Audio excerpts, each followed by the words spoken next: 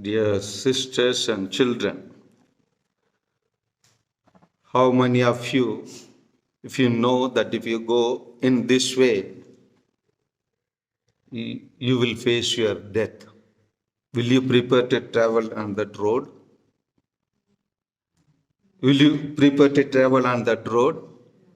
No. Why? Because because we are afraid of our death. But here we see that Jesus prepares that way willingly, and he takes the way. Not only taking the way, he prepares his disciples to go ahead and prepare the way for his death.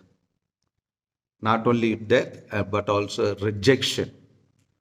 When we see Luke is writing the gospel especially to the non-Jews, and therefore he wants to present Jesus' ministry in three different angles.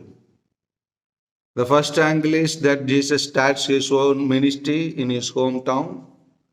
In chapter 4, we see that Galilean ministry, they call it, the scripture writers, they call it Galilean ministry. But when Jesus starts his ministry, he faces rejection. In his hometown, he faces rejection. From chapter 9:51 to chapter 19, we will see Jesus' journey towards Jerusalem. While traveling towards Jerusalem, whatever he faces, Luke writes there. From chapter 19, that is entering of Jericho and Zacchaeus meeting, and from there to Jerusalem till his death on the cross, we can see.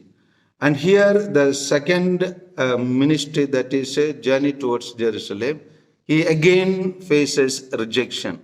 Rejected by whom? According to today's gospel, Samaritans. Now we should know why Jesus was rejected. The Samaritans and the Jews are having no good relationships among themselves. According to Jews, the Samaritans are untouchables. That we can see from the story of the Samaritan women. Usually Jews avoid going the way of Samaria. Samaria is the shortest way to go to Jerusalem, but the Jews avoid it. The purpose is that they are considering the Samaritans as untouchables. But Jesus wants that to break that way, that system, that custom they are following. Therefore, he prepares to go, but seeing the people's unreadiness to accept Jesus, what did James and John say to Jesus? Huh? Yes. They are telling us, though they have done so many things like that, they are telling to Jesus, shall we call fire from heaven, and burn these people? Jesus should have been happy, no? There are at least two supporters for me who are ready to do something for me. Jesus should have been happy, no? Yes or no? Yeah? But why Jesus did not become happy? What he is doing? He turned and rebuked them. Jesus not in terms with the Jewish way of understanding the Samaritans. He wants to break that hurdles and the obstacles that stand in front of the Jewish people that they were following. Jesus does not want the same way as the Jews treat the Samaritans. Rather, he rebukes his own disciples, and he goes to the another village and goes ahead. What do you or do me have to learn from this passage? What we have to learn from this passage? क्या सीखना है? हाँ? Okay, one thing is we should not have any distinction among ourselves and any other group of people. Even if it is there, we need to break them.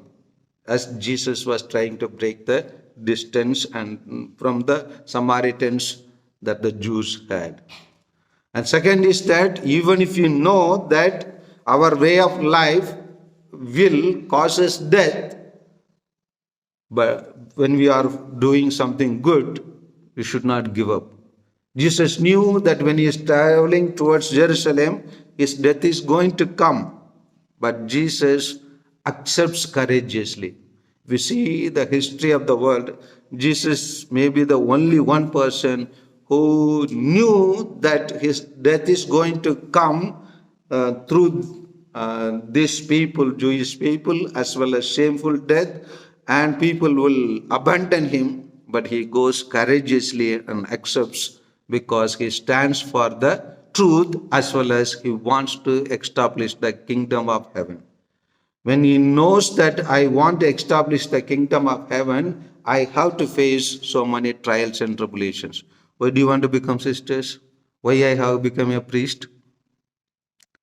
Why do you want to become sisters? To establish what? Convents? Kingdom of heaven. So for that you and I have to work as Jesus worked. Are you ready to work? Are you? Yes, okay. Have a nice